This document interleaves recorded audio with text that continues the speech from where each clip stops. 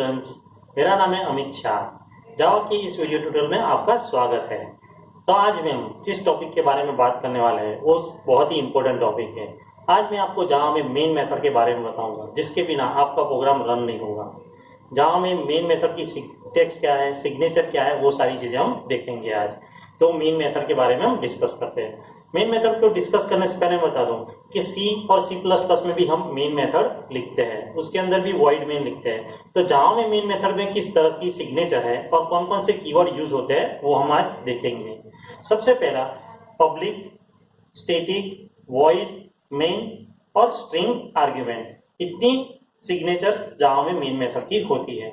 फिर जब भी आप कोई भी क्लास बनाओ, कोई भी सिंपल हेलो वर्ड भी प्रिंट करवाना है, तो आपको क्लास के अंदर पब्लिक, स्टैटिक, वॉइड, मेन लिखना है और उसके अंदर ब्रैकेट ओपन करके क्लोज करके आपको बाकी की सारी प्रोग्रामिंग लिखनी है। तो ये चीज आप ध्यान रखना कि हमें मिनिमम एक मेथड मेन बनानी है, और जो मेन मेथड है वो इसकी सिग्नेचर ये है कि पब्लिक, स्टैटिक, वॉइड, मेन और स्ट्रिंग आर्ग्यूमेंट हम लिखते हैं। जावा के प्रोग्राम में ये जो मेन मेथड है यही एंट्री पॉइंट है जहां से आपका प्रोग्राम एग्जीक्यूट होता है। तो आज हम इस मेन मेथड के अंदर जो कीवर्ड यूज होते हैं और जो सिग्नेचर है उसके बारे में हम डिस्कस करेंगे। तो चलो शुरू करते हैं।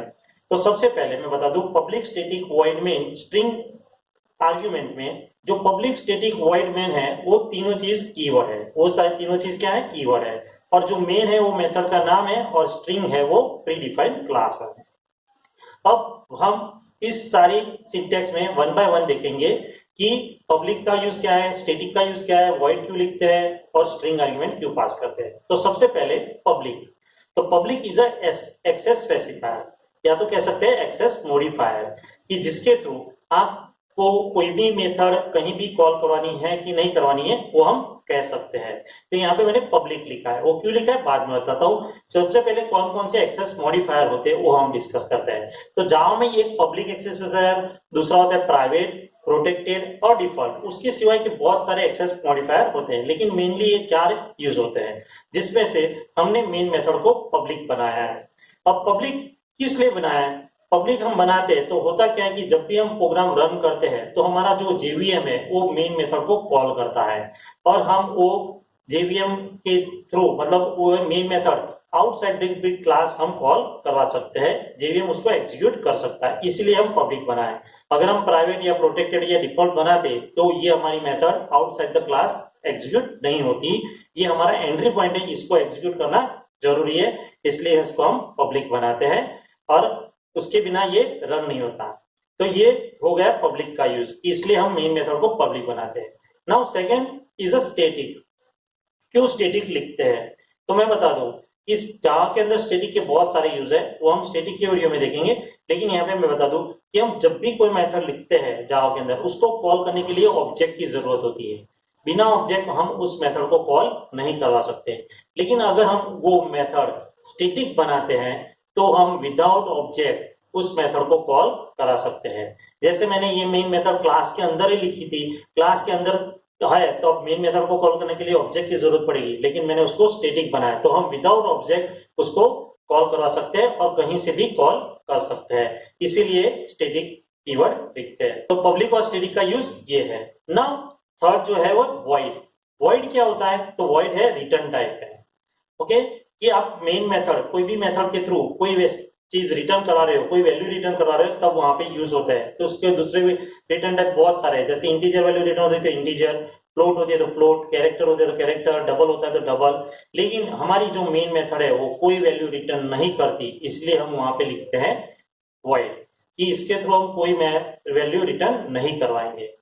ओके, तो इसलिए हम मेथड को वॉइड बनाते हैं। नाउ जो आर्ग्यूमेंट पास किए वो किस लिए पास किए? वो है स्ट्रिंग और उसका ऑब्जेक्ट, और उसका मैंने एरे बनाया है, स्ट्रिंग, एआरजी और उसका एरे। अब आप बात कर दो कि स्ट्रिंग क्या है। तो स्ट्रिंग है वो जावा के अंदर प्री डिफाइंड क्लास है। प्री डिफाइंड क्लास मतलब क्या कि जावा के अंदर बहुत सारे क्लास है, उसमें जो प्री डिफाइंड क्लास होते हैं उनका फर्स्ट लेटर कैपिटल होता है। अब कोई भी प्री डिफाइंड क्लास देख लो तो उसका फर्स्ट लेटर कैपिटल होगा। यहाँ पे आप देखो मैंने स्ट्रिंग का एस कैपिटल किया है, तो वो प्री डिफाइंड क्लास है इसके लिए। और दूसरा जो है वो मैंने ऑब्जेक्ट किया है, ऑब्जेक्ट का एरे बनाया, आर्ग्यूमेंट ऑब्जेक्ट का नाम है और एरे बनाया, किस लिए ये यूज होता है। तो मैंने स्ट्रिंग आर्ग्यूमेंट का ऑब्जेक्ट जो बनाया है, अगर मुझे मेन मेथड के अंदर बाहर से कोई चीज, कोई वैल्यू पास करनी है, आर्ग्यूमेंट पास करने हैं, तो इसके लिए ये स्ट्रिंग है। फिर वो आर्ग्यूमेंट मेरी इंटीजर हो, फ्लोट हो, डबल हो या कैरेक्टर, कोई भी डेटा टाइप हो, मैं स्ट्रिंग के अंदर पास कर सकता हूँ और उसका यूज मेन मेथड में कर सकता हूँ। वो भी मैं आपको कमांड लाइन आर्ग्यूमेंट के प्रोग्राम में बताऊंगा कि किस तरह से आर्ग्यूमेंट पास करते हैं और उसका यूज करते हैं।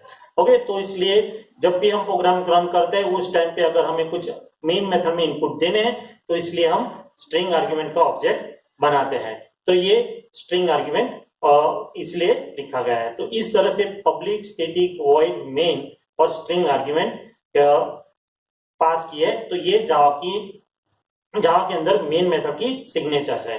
अब मैं आपको बता दूं कि जावा जो है वो केस सेंसिटिव है। केस सेंसिटिव मतलब अगर आपने स्मॉल केस में मेन लिखा है और आप वही चीज कैपिटल में भी लिखते हो मेन, तो ये दोनों चीज में बहुत डिफरेंस है।